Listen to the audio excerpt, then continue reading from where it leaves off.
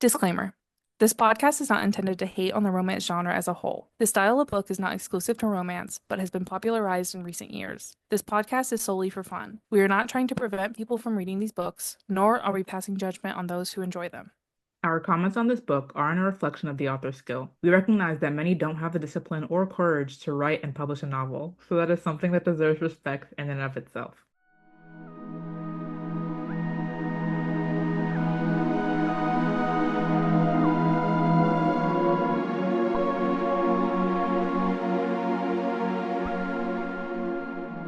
Welcome back. I'm Adi, I'm Gabby.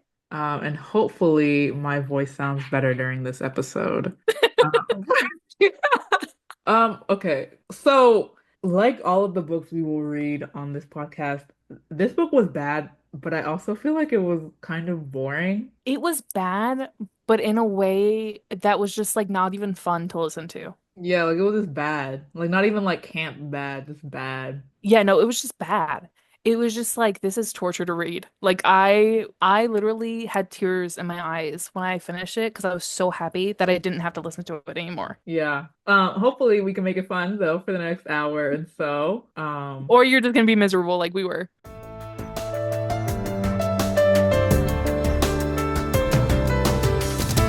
Adam, Steve, and Eve. Policemen discover that polyamory exists on this episode of Worst of the Worst.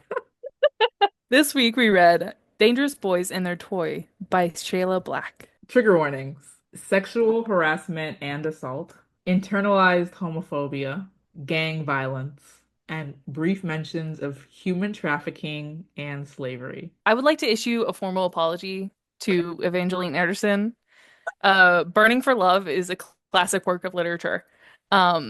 This book, in comparison, I wouldn't even call it shit from a butt. It's worse. I don't know what worse is, but it's worse. I don't even call this romance. Oh yeah, no. Like, This is some secret worse third thing. Like, yeah.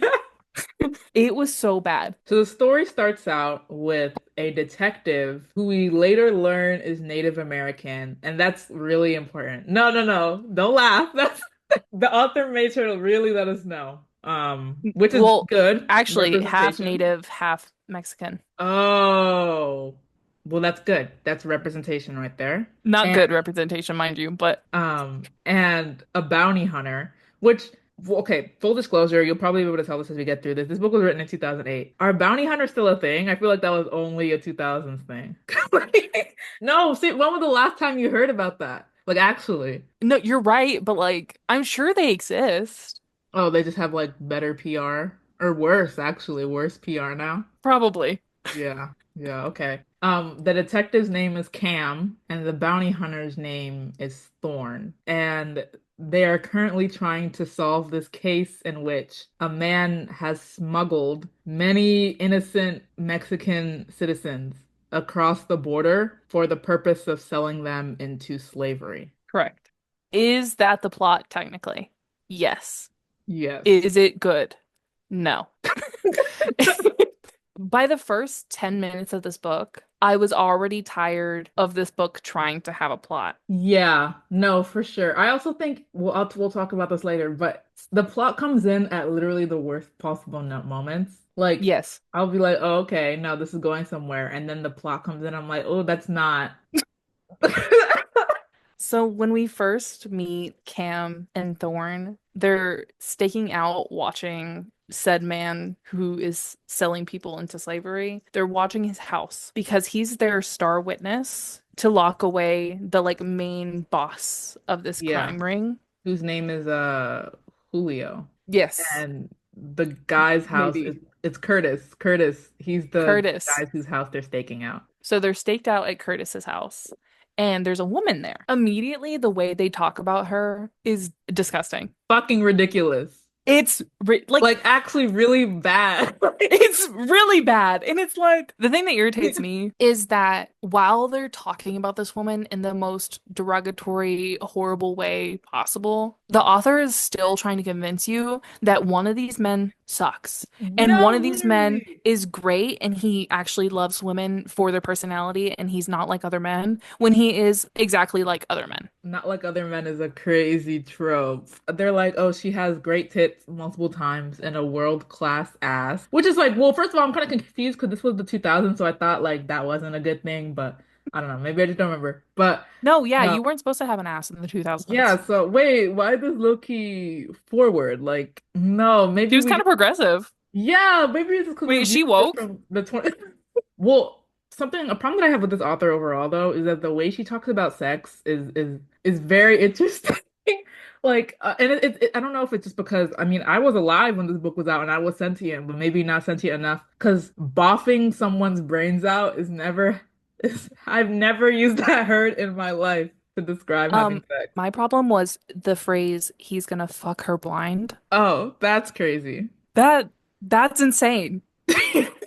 My jaw dropped. Like I was Yeah. sitting in bed reading this and genuinely froze. I couldn't move.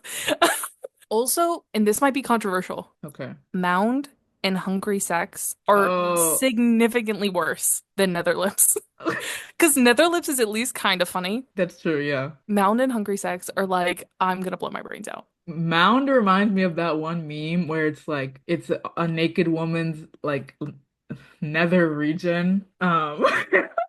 But there's like no vagina, like it's all just skin. I don't even have it Yeah, on me. it's like he's like him come for me, like I don't even got that shit on me. That's what I imagine when I imagine a mound. Also, they have a lot of really weird one-liners that kind of reminds me of the Avengers, if the Avengers was a really bad literotica from the 2000s. Like Cam, the one that cares about woman, that's in quotes. Allegedly. Yeah, yeah, I'm jury's still out. He's shit talking Thorn, I mean, one thing about that I respect about Thorn, which is like crazy because I don't respect anything else about him, is that he just likes to fuck, and he's pretty forward about that. Cam, who's literally the same person, thinks that because he has dark hair and not blonde hair, that's like he's better and smarter and nicer. But he asked Thor, and he's like, "Oh, do you just like screwing, or you want the whole combo package?" And it's like they're talking about McDonald's. Like actually they're talking about like fast food. And then he's like, the combo package comes with a nipple squeeze and a tongue fuck. Like, what the fuck? And mind you, this is like page 3. Like, everybody already needs to fucking die. Like that one video of Kevin Gates being like, kill them all today. I don't care. Yes. No, because the thing is it's reiterated so much in this book. Every other line is they're like, Cam is such a good guy because he just truly loves women and he really, really makes sure to have a bond with them before he gets the combo deal. Before Before he he gets goes, the $5 foot before he, long. yeah, before he goes for that 444. Yeah. Like, it's I so oh also bad. while I was listening to this chapter, I was at work, which is like okay, so I listen to all of this at work, and I always get so fucking because like I have to get off the work Wi-Fi first of all. But like I do know that a lot of people listen to Literotica at work. I'm so scared though that they're just gonna be like, "You're gone, you're done." Like this is degeneracy. This is degeneracy on the clock. But while I was listening to this, I'm like, let's say 85% sure that my phone connected to somebody else's headphones in the off because like I just couldn't hear it anymore, but it was still playing. And Oh, that's terrifying. That's my literal worst nightmare. And then I turned off Bluetooth completely and then I like turned it on and reconnected to mine and then everything was fine and I was like and that like because sometimes it's like your headphones just disconnect but Hmm. my shit stops. Yeah, that's horrific. Let's hope The I'm fact, still in no, the thing tomorrow. is, the fact that makes it worse is that you just don't know. No, You're just never exactly. gonna know what happened. Yeah. Also, 3 pages into the book, I was like, they're gay. No, They haven't even literally. looked at each other yet, but like I know. No, no, I know. I I literally was gonna bring it up because we knew. Like it was I don't even know why they tried to hide it from me. No, right. Like I was telling Cheese earlier that I wasn't meant to work 40 hours a week. I was meant to be the gay court jester. Like that like you can't hide it from me. You can't hide from me. No, exactly, yeah. Like I am literally a bloodhound in terms of like I know you're gay. No, I believe it. They should have had you in the book. Exactly. I should have been the detective. No, exactly. But the detective is like working on like homosexuals. Like Right, like, exactly. So they're like behind a bush or something, and there's a woman in this house, and the assumption is that Curtis, the guy who's part of this slavery ring, like likes to just get with young girls and then stow them away in this house, and then just come visit them intermittently in the middle of his slave activities, and like have sex with them and then leave. So one of the girls comes out. That's the girl with the world class ass, duh, and the great tits, and she's completely naked because that's just what like women do, and she's lying on this beach chair, I think, and she just starts masturbating, like just out in the open, because that's what women do. yeah, and as if they could just be any worse. Not one of them could turn around and stop No, watching. of course not. No, of course not. Not even Cam, who is different and better than other men and truly loves women. Of No, course. he sat there and watched, No, yeah, and they're both getting hard in unison, holding hands. gazing into each other's eyes No, longingly. exactly. And they're like, this is so hot. But before she can come, she stops and starts crying. And Cam, because he cares and loves women so much, immediately gets up to go console her, which is fucking crazy. Which is absolutely fucking crazy. And Thorne says the one good thing that he says in all 194 of these pages. He stops Cam and he says, sit back down, Dr. Phil. I forgot about that. Yeah, no, the fact that, okay, so she clearly doesn't know they're watching her. She doesn't know these Yeah, men. She doesn't know they're watching her. exactly. And he, with his big brain, he really thought, you know what? What she needs right now, she needs some random man to come up to her and tell her clearly that he's been watching her No, right. and console her. You're gonna freak her out more. No, literally. This is very early on in the book. This is like, what, 15 minutes, 20 minutes most? Yeah. It doesn't get better from here. No, I actually think that was the best chapter. Yeah.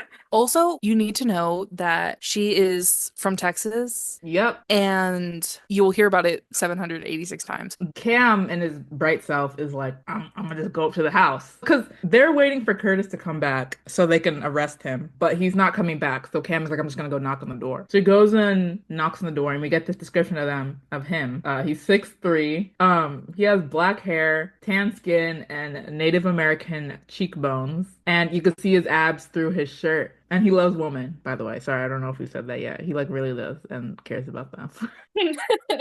So, with the half a brain cell left in his brain, he's like, Mm. you know what's going to be a good idea? I'm going to sit down and talk to her. And her obviously knowing that Curtis is a criminal, because we find out that she knows he's a criminal, but she learns like not too far in advance of when this book takes place. So, it's like brand new information to her, essentially. She's also hiding something, and he knows she's hiding something, but he's like, well, she's not going to tell me. So, what I'm going to do is I'm going to pin her against myself and I'm going to grope her, and then Yeah. she's gonna tell me. And it's gonna be groping that like so bad it's painful, which he makes a point of because he believes that seeing as she's allegedly fucking a criminal, she must be really into painful sex. Yeah. So Cam, who, don't forget, loves women, loves their Really respects personality. He's them. Yeah. such a great guy. He comes in and he gropes her Yeah. like 30 minutes into this book. He also gets really hard doing it. And that's Yeah. mentioned multiple times to the point where at one like I was like, I don't think dicks can get this hard. Cause it was like No, like it would fall off. no, yeah, like it's like an icicle at this point. Like I didn't know the scale was that granular, you know? Like, cause I like the first time that I was like, okay, like he's just getting hard, and the second time I was like, okay, but I feel like with 7 times, it's like you're only getting like 0.15 hard each time. Like I didn't know it was that, you know? It's like systematic. I didn't know that. I didn't Being know that. like it's like a science. Yeah, yeah, yeah. Shayla Black, PhD. Yeah. He does that, and obviously she doesn't tell him anything. And so he ends up leaving, and he goes back to where Thorne is, and he's still hard. You should know Oh, this. yeah. Thorne, and I quote, goes, "Holy shit, you go alpha on her." And I just think God should send the floods. I'm done. I'm tired. Honestly, this came out in 2008. He should have sent the floods then. No. But I mean, just think about the world when this was released. Like, first black presidents getting elected. I don't really remember it, much else about that the year. economy was at its lowest. Oh yeah, yeah. And she puts this out. She's literally a criminal. Like, this is a war crime.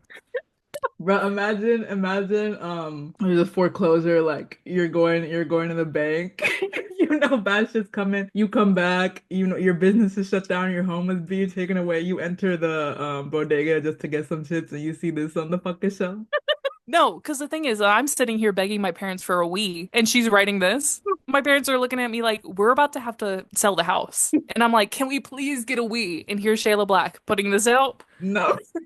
Also, Cam is like, oh well, I'm glad that I stopped where I did because I'd probably have to do something that would get me arrested. You just did.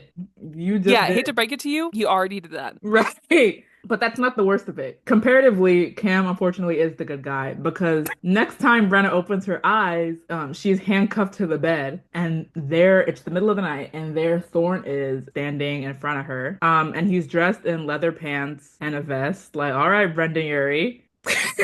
The thing is you know how I imagine them? What? I imagine them as like assless chaps. Oh, for sure. They make a deal where, well, first of all, Brandon's like, "What the fuck are you doing in my house?" But Thorne is like, I had to do what I had to do." Which is crazy. You didn't have to do this. Your job isn't fucking real and won't exist in the next 4 years. But they make a deal where Thorne is like, "If I can make you come," because he's like, "Oh, by the way, I saw you and I saw you can't do that." Which is also, first of all, I mean, beside that being a huge violation, like maybe she was just in a bad mood. Like, why? No way they looked at her and they're like, "Oh, she's fundamentally broken." Like, what if like her like mom fucking died? Like, Yeah. Like my thing is this author, it doesn't like not to kink shame, but to totally kink shame. There's no way this author wrote this and was like, the girlies are gonna love no, this. New literally. York Times bestseller. Right. Like this is sexual assault. Yeah, but he's like, if I can get you to come because you've never been able to do that, and I know that for some reason, then you have to tell me all you know about Curtis. And then I think his part of the bet is if he can't do it, he just get leaves, like he's just off the hook. That's Yeah, that's not fair. there was no repercussion for him. Right. I was like, no, like if I can't come, I get to kill you with an axe. Like, what the fuck? If I can't come, you can never wear that stupid ass Ryan Ross vest again. No, the thing that got me is that so he starts interrogating her. Like he does, like there is a part where she's still tied to the bed. Don't forget that. Like Yeah. she's tied to the bed this whole conversation, okay? But there is one point where he's like actually trying to interrogate her. Not a good interrogation tactic, but he's still trying to do it, right? And she like brings up what Cameron did earlier that day, and he like asks her to recount basically everything he did, like and how he did it and like the way he did it. I'm like, that's so gay. No, yeah. Like, you want to know how your partner Ooh, clock it. touched on someone else? I know you are. She's like, yeah. Sorry, I don't know how to say that in the southern accent. And to get I'm not even gonna started, try. to It'll just be like banjo noises. get started, Thorne like uses a knife that he owns to cut through her shirt. No, because the thing is he spends like 20 minutes trying to convince her that this is a good idea, that he can make her come. Like, and not like 20 minutes in the book, but like what it feels like 20 minutes in like the timeline. And she's tied to this bed. Of course she's gonna be like, sure, there's no one else to help her. Like, That's what is she true. gonna do? Like, if she says no, what happens? She gets stuck tied to this bed, he kills her. She don't know. So No, that's like, true. of course she's gonna say yes. She was coerced. Oh, that exactly. Yeah, I mean, at one point her womb clenches, which I don't know what that means. But when they finally get to taking off the rest of his clothes, her clothes, because he doesn't get undressed till later, because that's how it is. Somebody also, I don't, it's probably him, says something about slick, sensitive tissues. Ooh, that's giving Yeah. like when you learn about the This is like like in anatomy like class. eighth grade biology, you learn about cells, and that's like the Golgi like apparatus or whatever. He's like describing like phospholipid bilayer right now. PhD, Shayla Black, I told you. So basically his idea is like, I'm just gonna eat her out and then I'll fuck her and then she'll come. That was his math. He was like, eat her out plus fuck her equals come. So he basically implies like he's gonna hold her down until I've tasted every drop of cream this pussy has to offer. What if I blew my brains out right now? The way he fucks is described as like a race car built for speed and flash, which is like I at this point I'm just imagining fucking like Lightning McQueen in the bedroom. I love a strange metaphor. Like I love a metaphor that gets people going, "Hmm." But it got to a point. You were gonna keep going.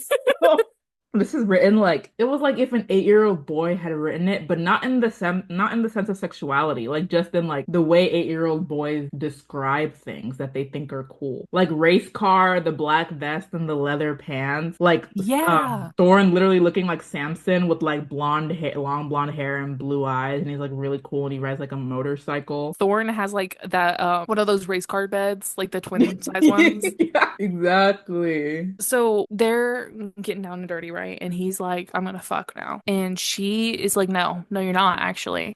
Because you just want to fuck me and then leave. Like you don't, there's no feelings here for you. Which like, you know what? Oh shit. Yeah, obviously. Like he tied you to the bed and broke into the house. Like, yeah, obviously there's no feelings there. And so he's like, oh, she wants somebody with feelings. I guess I'll just call Cameron because that's what you do. You call your friend Of course. to come fuck a girl for you while you Yeah, watch. yeah. I mean, why not? Okay. Cameron, like a sensible person, which I hate to call him a sensible person, but in this part he is. He's like, do I even want to ask why you're over there in the middle of the night? And Thorne's like, probably not, since I tied her to the bed and stripped her down against her will. And like the most smug voice ever, like he's proud of it. And I'm like, why are you proud of that? He's just a freak, like derogatory. No, literally. Like James was a freak, like kind of fun, kind of cool. Thorne is like a freak, like scary side eye. No, yeah.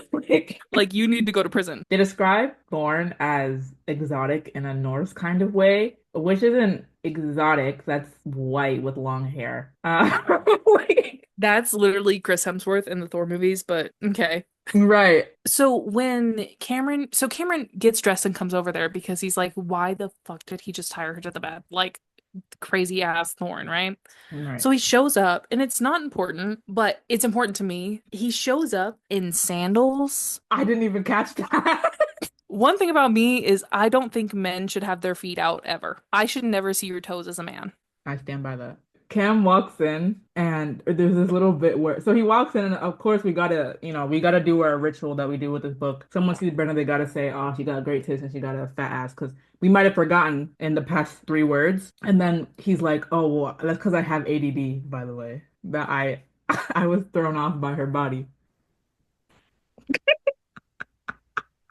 Okay, so when Cameron first shows up, they're talking in the hallway or whatever, and obviously big tits, all that stuff. But then they start talking about like logistical things. They're like, okay, well, we got to get this information out of her so we can like build the case and all this stuff, right? Stop trying to make this book have a plot. Stop it. Right. The synopsis of this starts with trading orgasms for information isn't their usual way of doing business. This clearly isn't about the actual case. So stop trying to make it seem like it is. What happened to writing porn and just having it be porn? You're Like not right. It's a there lost is a art. whole tag on AO3 called porn without PWP. plot. Yeah. Like, also, I don't want to assume this author's opinion and views on women, but from this book alone, it's not looking great. Oh, are you fucking kidding me? Yeah. Yeah. Like, I think like Kim though was really trying to play up this whole I feel sorry for you thing, which is I again, just to reiterate, I think it's crazy that they built this whole thing about her being broken and never being able to orgasm because they spied on her once and saw her cry. But yeah. she's like, I'm so defective. And now I sound like Pearl. And then he puts a hand on her chest, not in a sexual way, where let's believe, in a comforting way, and is like, "I'm sorry you've never orgasmed before." And I'm just imagining that when Jesus visits like lepers, it's like blessing them, because that's such a weird image, like her tied to the bed and him standing there trying to give her a comforting touch, quote unquote, and apologize to her and help her. Yeah, like several things should have happened before that happened. That before he tried to comfort her. A, they untie her from the bed. B, they assassinate themselves. Yeah. No, but genuinely, B, like they put some clothes on her Yeah. because her at this point her shirt's still open. She doesn't have pants on, I'm assuming. She's still naked, right? Yeah. So like we could have clothed her, at least wrapped her up in the blanket, if nothing else. No, But no, literally. and like, why her chest? Like, what about her shoulder? Her upper arm, and forearm at that. No. No, her Yeah. chest. If somebody came over to me and tried to console me and they touched my chest, I would punch them in the face. No, yeah. Brenna does one smart, does something. She lays down three rules if they're gonna go through with this deal. One is that they use condoms. Two is that they don't fight. And by they, she means Thorne and Cam, because that matters a lot to her for some reason. Three is that they stop when she says stop. And in relation to the last rule, Thorne goes, I may be a prick, but stop means stop. I'm not into rape.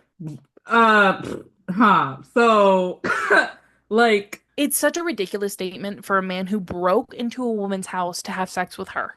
To be like, no. I'm not into rape. I will say though, attitudes on the definition of rape have changed a lot within just the past 10 years, and this was almost 20 True. years ago. So I do think that word had a very narrow meaning when this was written. Yeah, And things true. like coercion did not count. Well, they did, like it's like they still mean the same thing, but in the public eye, like we're not recognized as rape. And that's why a lot of the times where I wanted to like be like this stupid girl in my notes, like I like took it back. I was like, she's not stupid at this point in the book. She is stupid later. Don't get me wrong. Oh, trust. But at this point in the book, I don't think she's stupid just because she is tied to this bed and there are two men surrounding her and she has no choice but to basically agree with what they're saying Yeah, or Lord knows what will happen. Even though Cam comes in, tries to be the nice guy, mind you, he groped her, what, a couple hours earlier? She literally. doesn't know what these men are capable of. Exactly. Also, not important, Thorne has blonde hair, Oh, and please. men shouldn't be blonde. That's true evil. Like, that is devil incarnate. Like, genuinely, that is like worst of the worst. You may say that. I may say that. Gabby just winked on camera. I don't know if y'all, well, y'all can't. Y'all can't see it.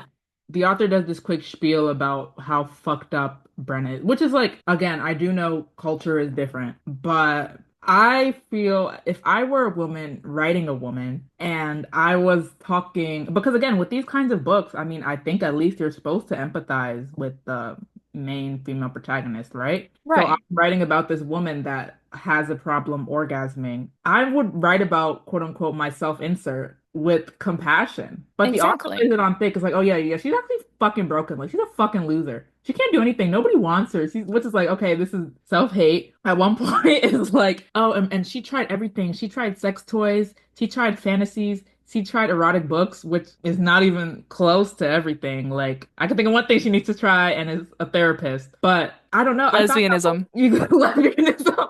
I found that whole section so strangely demeaning. No, yeah. Every time Brenna has like a internal like monologue section, it's just the most like, and I'm fucked up and nobody's ever gonna love me and everybody always leaves me and all this stuff. It's like, so your solution to this girl who clearly needs therapy, your solution was like polyamory. That'll fix everything. Wait, because think about that. No, but it's crazy You being because like, like think about it, and me trying to think about it and still not click, it's still not clicking because it doesn't make sense. No, but explain. I mean, it's just crazy. I think the idea of someone who obviously hates themselves for something that they shouldn't hate themselves for and beats themselves up so much that they are put themselves in this dangerous situation that's not truly reflective of their sexuality is totally valid. And if it was, but it's obviously not written like that. It's supposed to be indulgent, and that's the weird part. Yeah, like it could have had, the thing is like, I feel like that's a running theme with books like this, is it could have had substance. Like, we could have had something good here, and Yeah, then you just didn't do that. yeah. Like with Burning for Love, like we could have had like a really good conversation about the way women were treated for just self-love and things like that and like being their own person and all of those things. But we didn't do that. We had sex with a robot. Yeah. Yeah. Brenna does get scared though. Was like, thank God. Like I was starting to get worried for her. And she's like, okay, okay, okay. You know what? I don't want either of y'all to fuck me. Sorry, I forgot to put the accent on. I don't want okay. I don't want either of y'all to fuck me. But oh, that's good. That's good. She's like, I'm gonna just tell y'all, like, I surrender or whatever. And if this book was normal and the alleged plot was a real plot, Cam and Thorne would both click their heels and jump for joy and say, "Oh, all right, great. Let me get my notepad out. Tell me everything you know. We actually have cops in the bushes, and I got a walkie-talkie because it's 2008. People use walkie-talkies still. But no, Cam, hand to chest, is like, I would never abandon you. And I'm supposed to be like, "Aw, First of all, the voice for Cam, it was kind of good. You should get into voice work. thank you." Yeah. But also, yeah, like it's like I want to say the author was trying really hard to make us understand that he was different and he was a good man, but she also wasn't at all No, he's literally because the same guy. there are several points where he's just horrible. No, yeah. The angel of Gabriel suddenly visits Thorn and he tells her, "Oh, yeah, exactly what Cam said. You're too real of a woman. You're obviously not a bimbo." That's a quote, by the way. And then he's like, "I can't fuck you. You're too good for me." Which, low key, we need more of that. Yeah, I agree, but like he didn't mean it. Yeah, we need more of that being meant. We need more Yeah, of that followed by removing oneself from the situation. but yeah, he throws this like he does this whole like dramatic scene like theater major genuinely. Yeah. He's like I'm just a bad guy and ew. Fuck. I mean, I guess good guys never win. Oh God. I'm just a bad guy, I'm not good for you. But Cam will take care of you. I'm just gonna go. And then she's like, no. And Cam both. They're both like, no, stay. Huh? No, yeah. If anything, we should lead him to the door. Make sure he No. knows where it's at. Right, he should jump out the window. Hell. Thorn kisses her. And this is an attempt to be in touch with his feelings because, like, kissing makes you in touch with your feelings. But then he starts literally shaking because it's too much for him. Genuinely the funniest part of this book. She's like, he's shaking all over. I move my hand to his back and he's shaking there too. And I'm like, yeah, well, that's what all over means. So like, yeah, that makes sense. And she's like, he's just overwhelmed. And I'm like, overwhelmed with what? No, literally. Mind you, Thorn is like they're like in their 30s. Like Yeah, well in they're their 30s. way too old. Yeah. They're way too old for this to be happening. The He's angel like of 36, isn't he? yeah, 36. So they start getting into it. Also, I just want to give emphasis and a little bit of I want to give a little bit of praise to this book. Just a little bit. Oh, Just a little bit. Hold on. oh, Hold on. Because they don't call it a shaft, they call it a cock like real oh, people okay. do. So thank you for that. Everything else sucked, but that at least was nice. While they're getting into it, she admits that she hasn't had sex in like 4 years. And Thorne says, and I quote, no wonder you're having problems, baby. Everything's rusted. I would But kill Cam him. does speak up and is like, well, she's not a car. Yeah, I would kill him anyway. I would kill him execution style, like public execution.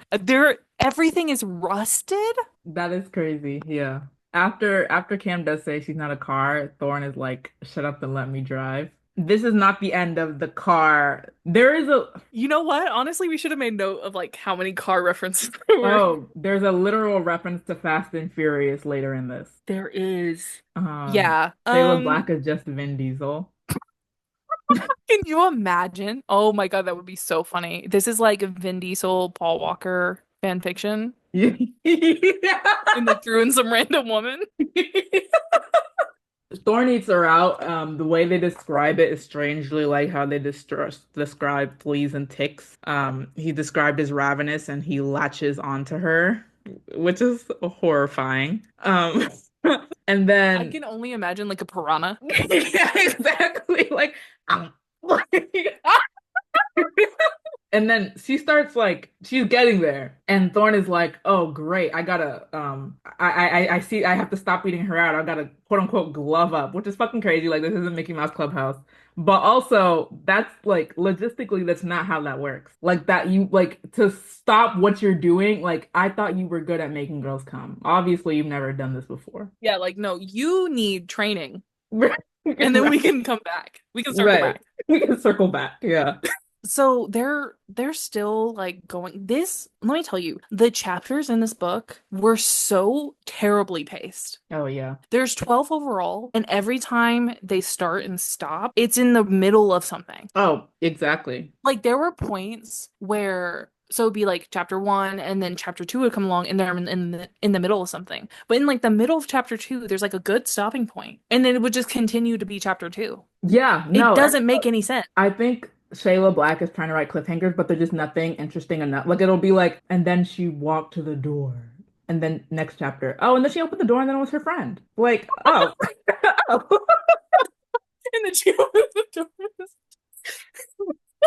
Brenna describes, or I guess Brenna, Shayla, who knows? I don't know if it's the author, I don't know if it's the girl. Describes, well, first she describes it as an oral invasion, which is back to my tick and flee analogy. Second, she describes Thorne as smelling like man and aggression, which is my favorite Yankee candle. And then when she's about to orgasm, because apparently, well, we don't know if she's gonna get there yet or not, but she's close, she feels quote unquote hot tears gouging her eyes, which might actually be one of the worst images to come out of this book. Like that's actually horror. That's actually fucking horrifying. Yeah, that's like right behind the sandals. Men's feet and hot tears gouging someone's eyes. No, exactly. There's a part in her inner monologue where she goes, but she sensed that underneath the badge and the bluster, they were honestly good guys. They broke into the house to have sex with you. Right. I don't know how many times it needs to be repeated for like her to understand. They're not good guys. No, they're Good actually guys wouldn't do that. some of the worst guys. No, they're terrible actually. But like the author is like trying to convince us, but not doing a good job of it at all. But like I think her thought process was like if I make the female main character seem like she's having fun now, then everybody will forget that they broke into her house and tied her Oh, to the right. bed and stripped her naked. So this whole time she's like she's close. She's really really close, but she just doesn't think she's going to make it over. And so they're like, "Well, what if you took both of us?" So There is a point where she's just like, so are y'all fucking gay or like what's going on here? I can't even remember exactly what happens, but I just know there was a point where I like sat up and I was like they were gay and I knew it. A bisexual always knows other bisexuals. Like you have to like there's a feeling there that you sense it. You smelled it. The fucking at the beginning of the audiobook when they just played that single tone to ease you in, you heard it, you're like, yeah. Yeah, it was like the audio version of bisexual lighting. Yeah. Like I just Yeah, knew. it's like It was like the bat signal. like an A sharp. Also, something that I dicks in this book are all different types of colors. They're the bisexual colors. Because in this chapter, Cam's dick is referred to as blue. In future chapters, there's purple. And then toward the end, there's red. You're a fucking genius. Wait, it's kind of giving Da Vinci Code. And we just put it together. We is kind of strong. Oh. It was you. Anyway, blue just jumped out to me because I was like, oh, what the hell? Well, purple was jumped out to me. And so Uh-huh. when you started saying that, I was like, oh yeah, purple. And then I'm sure pink was in there somewhere. Yeah, it's probably like green too at one point. Oh, Oh, ew. Sorry. Also, more on if if we talk about the science of the dicks in this book, the tip is described as blunt, which is fair, but like as opposed to what? sharp. Like a sharpened like pencil up. Like that's crazy. Ew. No, because I just got the imagery of like in the sharpener. Oh no! What It's your fault. After they're done, so she does actually climax, like she does orgasm for the first time ever. And it's like that happens and then it's immediately over. The scene's done. That's it's actually never happened in the history of erotica before this. No, exactly. Like there's usually like 700 hours left right after that. And it's just them being like, oh my God, that was the best thing that ever happened to me. La la la la. But just imagine that in like a southern accent. That was the best thing that ever happened to me. La la la. Come on, Brokeback Mountain. So the scene ends, and then all of a sudden it's morning, and all three of them have been changed. They've experienced the most life-changing event in all time. And it's just so unbelievable, but they're all like convinced that they're new people now. Like It's actually Scientology. It's fucking no, reawakening. literally, it's like they've joined a cult, and the cult No, is her yeah. pussy. Like, We should make note that Cam did touch Thorne during their sex. And that's part of why he's so changed. there's one point where Thorne in his brain is like, she changed me, but I don't care because I'm fucked up anyways. And it's like you've known her for maybe 8 hours. It literally took us 50% of the book just for them to have sex. And that was like that was the whole beginning of it, is they were just building up to having sex. Like it was, they were watching her outside and then they were harassing her inside. Yeah. And then they had sex with her. And then you get to like the 50% mark. Yeah. And the author's like, the plot that I made up about Curtis and the smuggling and the case that they're working on is now the most important part of this book. But it's like it's not even a good plot. So why did she not just focus on like them having more sex? That's true. It's Yeah, it doesn't make sense it because the doesn't. idea is that the main guy already got locked up but somehow escaped. And that's why it's now a detective and a bounty hunter on the case instead of the cops, which that in and of itself doesn't make sense. But like, now that the main guy and then his henchman, who is Curtis, who owns this house, who's allegedly fucking Brenna, have disappeared, they're gonna for some reason they're going through with the trial, which is like I thought y'all needed to find the guy first. Because the thing is their goal isn't even to find him. Their goal is just to get information for the trial. Yeah, it's I've seen all 15 seasons of Criminal Minds. That is not how it works. I've seen Zootopia and the main character is a cop, and that's not how that works. I love that movie. I won't give up. No, I won't give in till I reach the end and then I'll start again. Shayla Black decides, fuck, I forgot. This is about drug addicts and criminals and slavery and every other bad thing I can think of really quickly. And all of a sudden, these people drive up in stolen sports vehicles and try to essentially shoot up the house and catch Brenna. Which is just crazy because they obviously didn't do their due diligence and even like one Google search. It's like they don't even know who this woman is. The thing that irritates me is that Cam and Thorne chalk it up to being like they chalk it up to being like, "Oh, well, he knows that Curtis cares about you, so he's gonna come here and try to take you." How does he know that? Right. Because she's in his house It could be anybody. and It's it's she could be it's hella anybody. people. It's crazy people in my house. Like, what if? I mean, yesterday I had to ask someone to come fix the toilet. Does that mean I care about him? No, my toilet's broken. Exactly. It's like she could be literally anyone. But this idea that, oh, she's very important to him, where did you even get that from? Also, where are the cops in this story? Like, how are they doing this? I mean, I know detectives and cops aren't always completely aligned, but why does Cam literally never call for any kind of reinforcement? I mean, literally this happens and he's like, "Oh, my Mr. Nice Guy act is over. I can handle him. Get that walkie-talkie out of your belt and get to work." Like, this is actually fucking crazy. You're on the clock. Do your Like, job. this is No, what they're using our fucking 2008 taxes for, bruh. Mind you, people are losing their houses. People are losing their families. People are losing their. after the house gets shot up, Cameron and Thorne are like, well, we need to move you somewhere safer because they're just going to keep coming after you, blah, blah, blah. So their genius plan is to go to Cameron's house. Instead of going to, well, so they say in there, they're like, we can't take you to the police because he can get you even in the police station, which is like, okay, crazy, but sure. Even if that was true, Cam's house, And it's y'all could have 2008. They like don't even have like ring cameras yet, so it's like really not safe. so they make her pack a bag and they're driving over to Cameron's house and they're asking her all these questions. They're like, "Why are you there? Like, who is Curtis to you?" And basically, we find out that the reason she's at Curtis's house is because he is her father.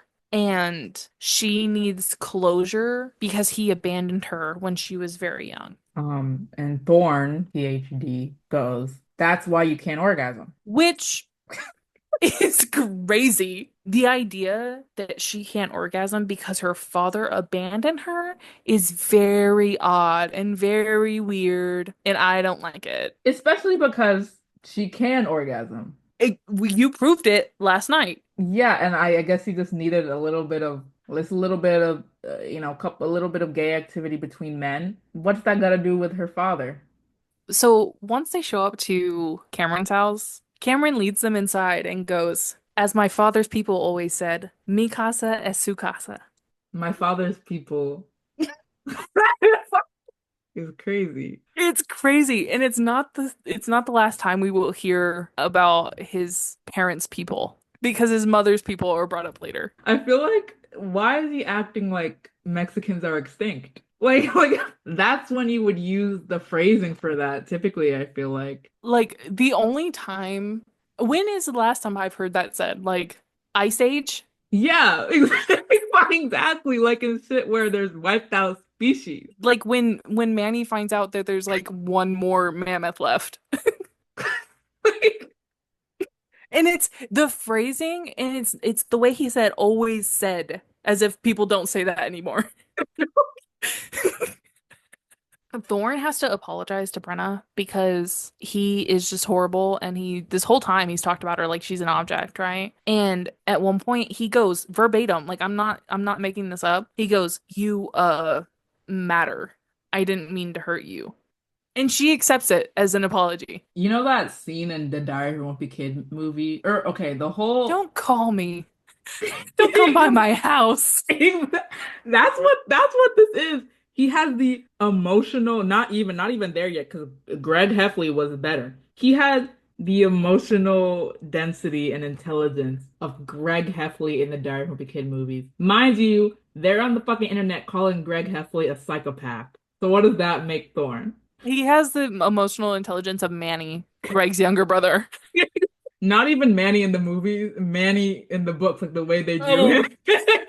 Manny's in the books is so funny. Like, So they decide, fuck it, we're in a literotica book, not a crime thriller, so we have to have sex. And Cam is about to eat out Brenna. And before doing so, he has to rip his shirt off. And I'm just imagining the meme of the wolf howling at the moon, ripping his shirt off.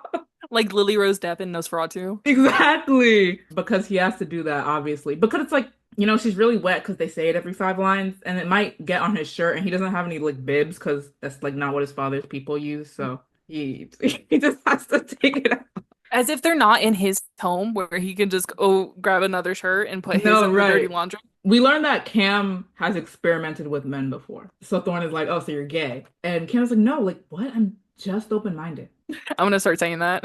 While Cameron's eating her out, right? Thorne is like, "Well, I want to join. I want to be in this," pounding on his chest like a fucking caveman. And Cameron's like, "Well, you can fuck her." And Thorne's like, "While you're eating her out?" And he's like, "Yeah." And this is mind blowing to Thorne. Yeah. Like, this is the craziest thing that's ever happened to him. And so he starts having sex with her. At one point, he in his head is like, I felt my balls slapping against something. And it took him a minute to realize that it was Cam's chin, which is just like the funniest imagery ever. And so he like stutters in his movements and his dick falls out of Oh, I totally. you. I was like, it falls off. Mind you, I read the book. If only, if only. Oh God, I God, that would have wish. made the book better. Yeah. So it falls out and he's trying to put it back in there, but his hands are shaking, which is crazy. He just shakes all the time, now Nervous, that right? I'm thinking You about just it. got stage fright. So he's shaking, and so Cameron grabs it and like starts jacking him off a little bit. And Thorne again is like, "What the fuck?" And Cameron's like, "You were gonna reach the finish line before her. I had to help you out." And then he puts his dick back in there, and then they just keep fucking. And like Thorne mentally is like, "I don't know what's happening to me," as if he's about to turn into a werewolf. Yeah. So there's one point where he's talking about like her vagina and stuff, and he's like, "Wet, hot, and with all the suction of a Hoover." Yes. She should have shot him. That's scary. Well, there's one worse right after that, which is sexual pressure cooker. Oh, yeah. Oh. Mm. Like an Hmm. Instapot? They fight though, Thorne and Cam, but they fight because Cam is basically like, you can't be acting the way that you're acting. Like, I know sometimes like shit gets a little gay, but you gotta roll with it because we need to get this done. We made a promise to her, which is like, well, the promise was to make her orgasm. That happened 12 hours ago. Y'all need to get out of there. The trial is literally happening today, right now. People are being trafficked, sweatshops are being built. Like, what the fuck is wrong with y'all? Thorne gets really, really mad because he has to confront his feelings, which is crazy. Not really. He just has to be like, oh, okay, do I want to fuck a man or not? And then he turns and punches the wall. These none of the sex scenes in this book are talked about in any way, shape, or form. Like no, there's never any discussion of what's gonna go down. There's never any discussion of like what they're comfortable with. It's just like they just start doing it and they're like, this is how it's gonna go. Yeah. And nobody gets to like nobody gets to agree or disagree. It just happens. And so he decides that what he wants to do is he wants Cam to be fucking Brenna and he wants to be fucking Cam. So like this kind of like train situation. And so at one point, after everybody's been prepared, everybody's inside of everybody, he says, I'm driving this bus, kids. Hang on for the ride, which is another automobile reference. Right. And right after that is where he's like, this is going to be a fast and furious ride. It's been a long day without you, my friend. And I'll tell you all about it when I see you again. They should have Woo! had Charlie Puth in the book. Oh my God, that's the only thing that would have made it worse. So there's like another weird time jump after they have sex again, and it's not morning, but they're all like so Cam and Thorne are still like half naked, and Brenna is in like an oversized shirt that's obviously not hers and underwear, and there's banging at the door. So they pick up their guns and they go to the front door, and sure enough, it's Curtis, Yeah. which is like the way he describes finding out where Cam's house was is just ridiculous. He's like, I had my men, or I got your call because Brenna called him earlier to tell him that she almost got shot. And he's like, I got your voicemail, and I had my men track down the license plate of your car and figure out where you lived and blah blah blah. I'm like, oh, why? How? Well, he doesn't even need to do all that. He just needs to look up Cam Detective Home and all the websites that have people's addresses on them. What a come. No, literally. Like, well, this was 2008, so Oh no, so he had to do what was it they doing back then, back in the dark ages? they The had to like go through like the yellow pages, papers. bruh. The yellow pages. So once he shows up, this is where like everything goes worse. Like in this weird way, he's like trying to protect her, but he puts her in more danger. Because as soon as he shows up, so does what's his face? Marco. Yeah, that guy. He shows up For and reference, Marco was the guy that showed up earlier and was shooting up the house. yeah. So basically the guy that he's essentially trying to protect her from that she called about earlier, he shows up because Curtis showed up. Like, Damn. okay. So, well, actually, they had already been there because there is one point where he's like, we enjoyed your show earlier. Oh yeah, so y'all were just fucking watching? Yeah, I'm like, so everybody in this book is a freak. Right. At one point, Brenna says, this is a full quote because it was so fucking ridiculous. I had to write the whole thing down. Who would have imagined that she'd come to love men who broke into her house in the middle of the night and used her pleasure against her to find her father? What? At that point, did Shayla Black not write that sentence and be like, yeah, this book is actually fucking ridiculous. Like, I need to throw this away. Yeah. So Marco shoots Brenna, or tries to, but Curtis jumps in front of her and is like, no. And I'm at this point, I'm like, haven't bullets gone through people before? But whatever. Like, hit two people, but Well, they it didn't only have those hits type of him. guns in 2008. Oh, of course, yeah. It only hits him and he He had a dies. musket. Anyway, so then, but then after they hear the gunshot, these cops jump out from the bushes and arrest Mark, which is like, so y'all were here, y'all were watching too, huh? No, the thing is like they were in the same bushes. Like, why did y'all just arrest him? Y'all were literally just shotting him up 2 seconds ago in the bushes. Like, why No, didn't y'all literally, arrest him? the way I imagine it is like this like stupid animated like comedy skit where like they're both in the bushes and they're like, so I wonder when those guys are gonna show up, talking to the Yeah. guys. Like, It's like in those like old Tom and Jerry things where it was like I don't know, Jerry would be running. Which one's the mouse? Tom? Jerry. Tom Jerry. is Okay. the tomcat. Oh, okay. So Jerry would be running, and then he'd be there. Let's say they're in the U.S. embassy, and so there are all these flags, and then Jerry would stand really straight like one of the poles, and Tom would run by because he's like, it's just another flag. But then he'd like scratch his head and be like, wait, what had just happened. Yeah, that's what it felt like. Like, Or like one of those things where they're like say we'll use Tom and Jerry again, like but like Tom is chasing Jerry around and around, but Jerry like catches up and he's like next to him yeah. and he just waves. Like that's what Loki, it's wait, why like. is this like cinematic greatness now that I'm remembering? Like, I know you feel that way, but I've realized it now. Like, this is like this might be better than The Godfather. I've never seen it. Me neither. And well, okay, but here's the thing. So her logic for him caring about her, besides him jumping in front of the bullet, which low-key reminded me of that one part in iCarly where Carly only liked Freddie because he saved her from getting hit by that truck. But then in iCarly, we learn like they have this whole arc and we learn that that's not true love. And I wish we could have had something similar here. But anyway, that happens. But another one of the reasons that Brenna thinks, oh, my father loves me is because she's like, you didn't even remember my birthday. And and he's like, well, July 7th every year I thought of you. And she's like, oh, he remembers. Well, yeah, because he knew he gave you away July 8th, so he just subtracted one. And then she's like, but you never sent me anything for Christmas. And he's like, who do you think gave your aunt that money? You need to stop the country accent. I can't do it.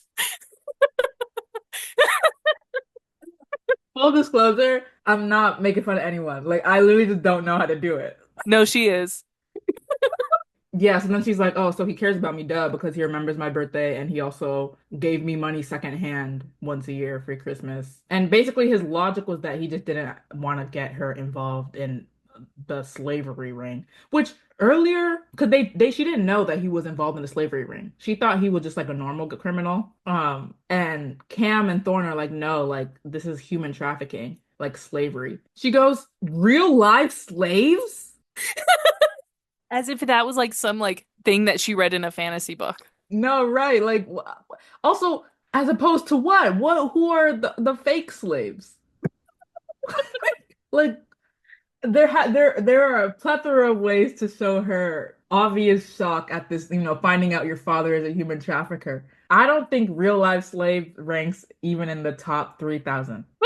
Like, that is insane. There are 2,999 other options that Yeah. you could have chosen, Yeah. but real life slaves? What? That's crazy. When I heard that, I was frozen. I was like, what? And the fact that like both of the guys don't think that's like a crazy reaction either. Like they just keep Right. going. They just keep They're going. like, yeah, real life slave, duh. Duh. Anyway, so it's crazy because we somehow like fade to black when this happens, which is like so out of all the scenes in this book, this is where this is where you choose to fade to black because she passes out from shock and hits her head on the counter. Hmm. She wakes up in the hospital That would have and been a better reaction to finding out your dad's involved in slave rings. yeah. Yeah. And Cam and Thorne are standing over her and they both kiss her. Mind you, they say before this that there are other people in the room because it's like high security personnel, which makes sense. Are they not like, what the fuck? Like, these people are freaks. So they both kiss her and they're like, we have a proposal for you. Which is, first of all, so you're not going to be like, are you okay? Do we need to get a therapist for you? We need to start doing some EMDR. Like, this is some crazy shit. No, they're like, we got something for you. Listen up. Make sure Um, you show up to work tomorrow. right. No, Right. it's the way they're not like, okay, so we know this whole week has been traumatic because this apparently takes place over like a couple of days. Like once Yeah. they get to Cameron's house, there's a couple of days before the trial or whatever, and like they like I don't know how long she's been passed out, but basically like it's been a minute, right? Yeah. So they don't recap everything that's happened. It wasn't like, oh, so we groped you and sexually assaulted you and then took you to our house and then you were shot up like twice. They don't go through any of that. Yeah. They're just like, okay, so one, we want you to stay a while. And Brenna is like, how much is a while? Cam says maybe like 50 years. What? The crazy thing to me is like, yes, that is a crazy thing for him to say. It's crazier that she doesn't think that's a crazy thing to say. Oh no. She's like, oh, yippee-ki-yay, they want me. Yeah. Like, Because oh my God, yay, finally somebody wants me because my dad dumped me. no, exactly, because all this time, because mind you, the whole thing with gosh, I can't even have to believe I have to say this. I just again, her being unable to orgasm supposedly because her father abandoned her. Like she just accepts it. Like she's like, oh, why did I never think of that? Fuck yeah, that's really smart. That's really good.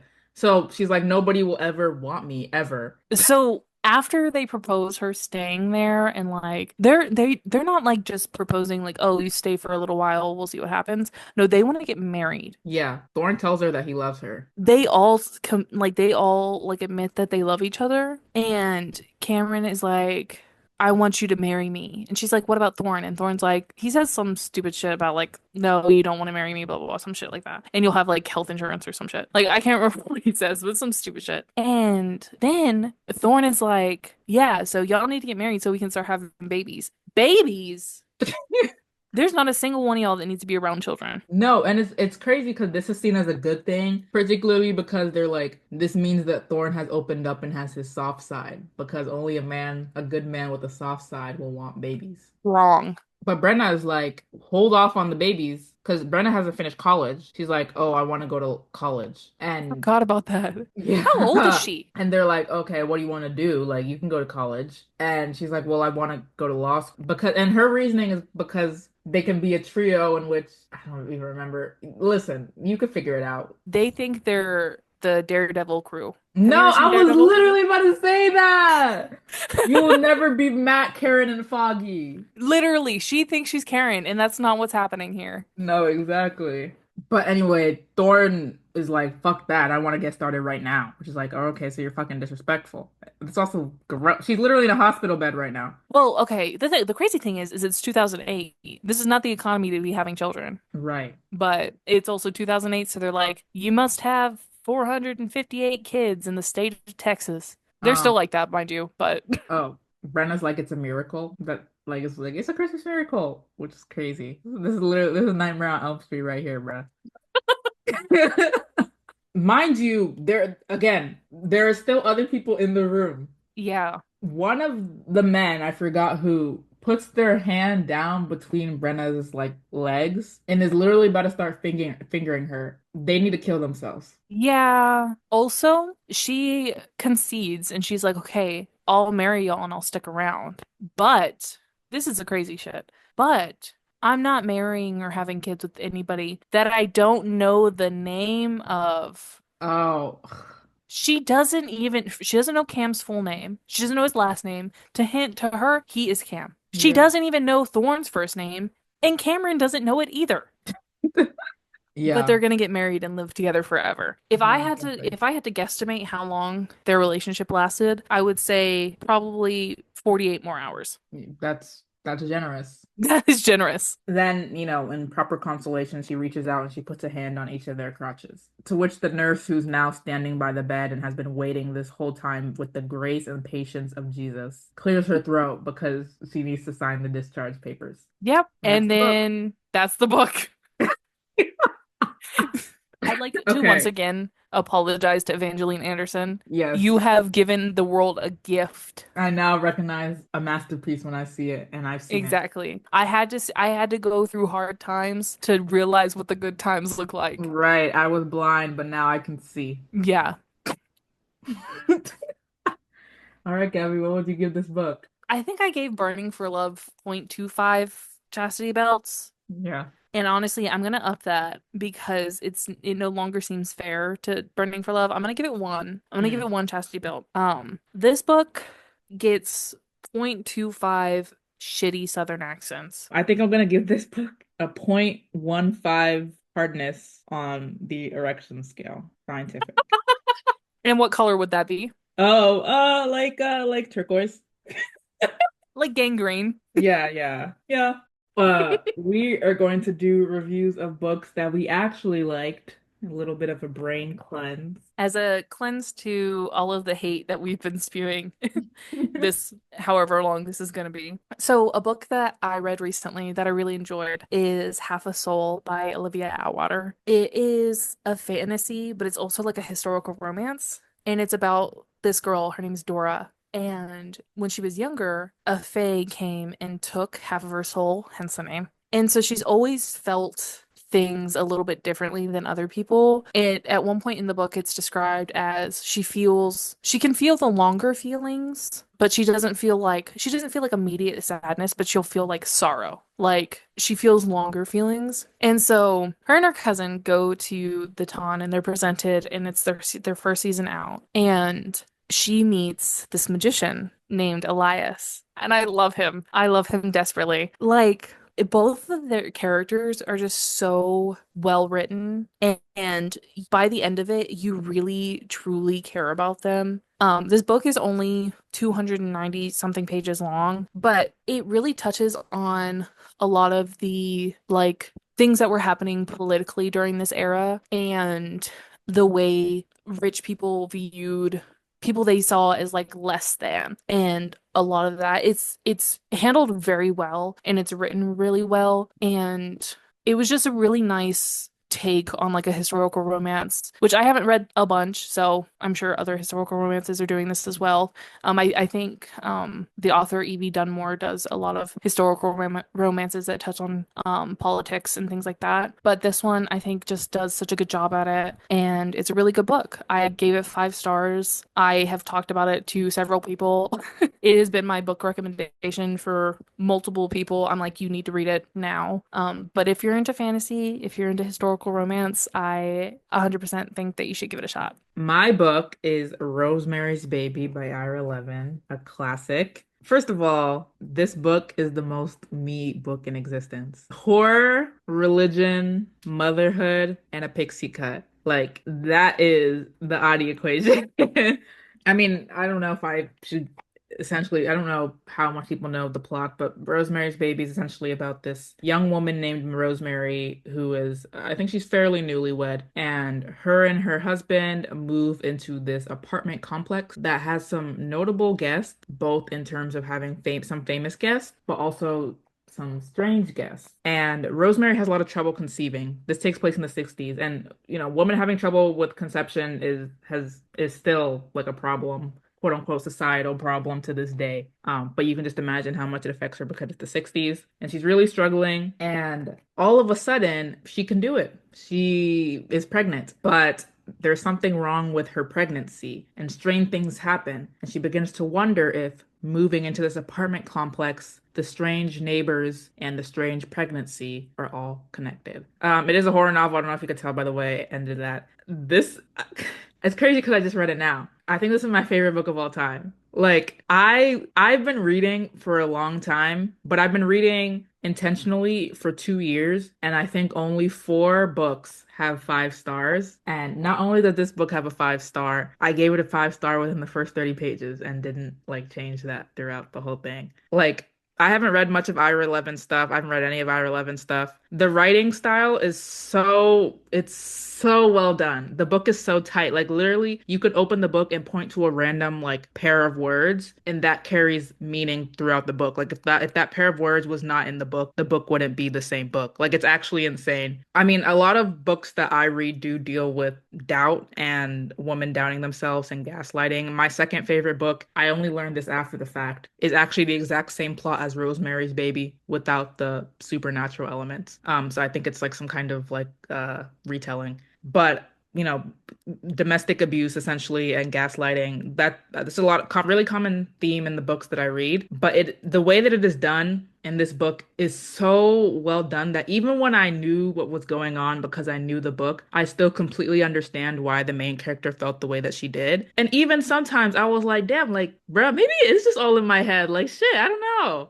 And I feel like, my skeptical ass, I feel like it's a sign of really nice writing. I was genuinely hooked the entirety of the book. The ending, I will say that the ending was not the most satisfying to me, but it felt right regardless. And so I feel like that's how I know that a book is well done. Also, the audiobook is done by Mia Farrow, who plays Rosemary in the movie. And I need her to do every audiobook ever for the rest of my life.